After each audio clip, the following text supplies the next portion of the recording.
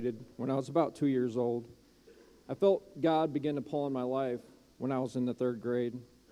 I started going to church with neighborhood friends here and there, but we moved quite a bit when I was young. I started attending Baptist church on a regular basis when I turned 12. I went to church with my girlfriend and her family.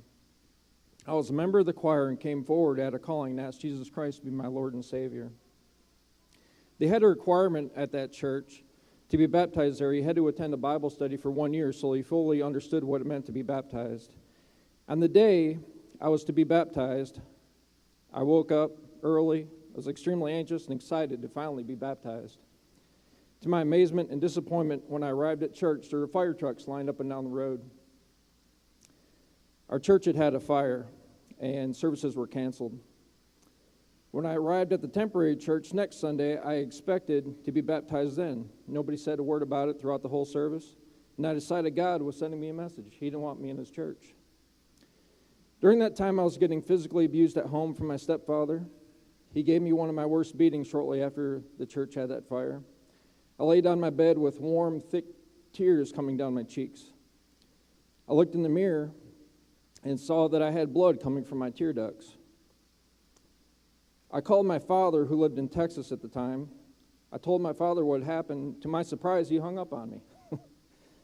I laid in bed with what seemed like nowhere to turn. 4 hours after he hung up on me, he was at my front door.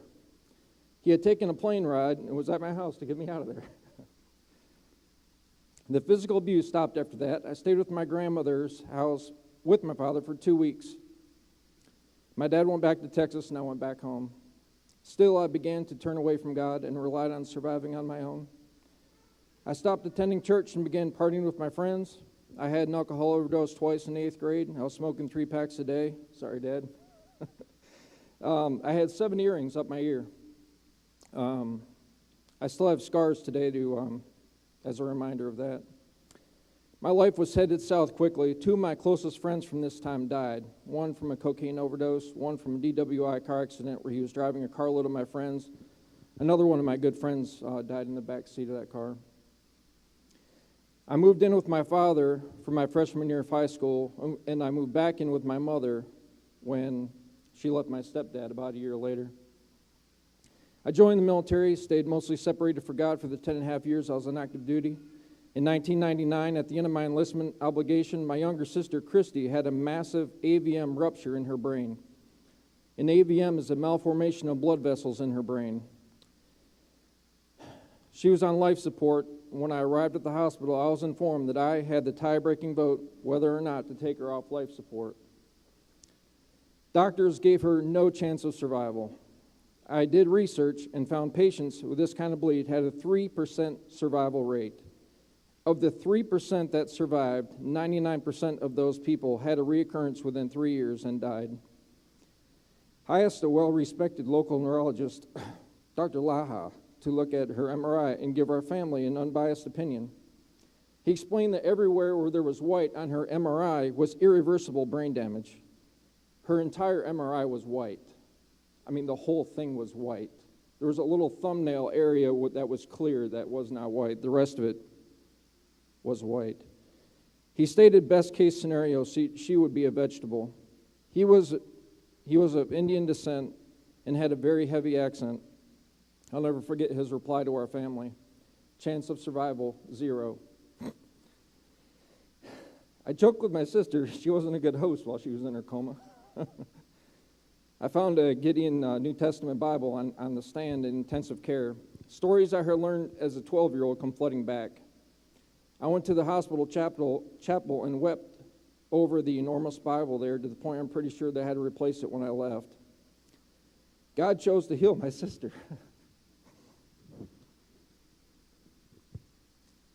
Sorry. I was awakened to the truths of his word. It's hard. I returned to Dr. Laha's office to thank him a couple years later. There was a language barrier, and he was getting frustrated with me. I was there to thank him. Thank you for spending time with my family. You know, he didn't charge us that I know of. He just showed up kind of as a third-party, unbiased person because we had a lot of pressure to take her off that life support. And Dr. Laha was getting very frustrated with me. He didn't think I was talking about the same girl he was thinking of in his mind. He got so frustrated, he went and got a medical record, a small little medical record he made for her. And he brought it to me, and I said, yeah, that's her, Christy McCaslin, that's my sister. And he opened it, and I'll never forget each page as he flipped through, it said deceased, stamped on the record. The look on his face and his comments that followed told me what a miracle had just taken place. I have read through the Bible several times since then and learned how much God does, in fact, love his people. So much he gave his son as a sacrifice to die for us, so we would not have to spend an eternity separated from him. When you have children of your own, you realize what a great sacrifice that is. I wouldn't give up my son to die for my sin, let alone somebody else's. Jesus Christ is my Lord and Savior. God does, in fact, want all of us in his family. I have shared his word with many friends and family members, and I'm grateful that we serve a loving, caring, and patient God. Thank you.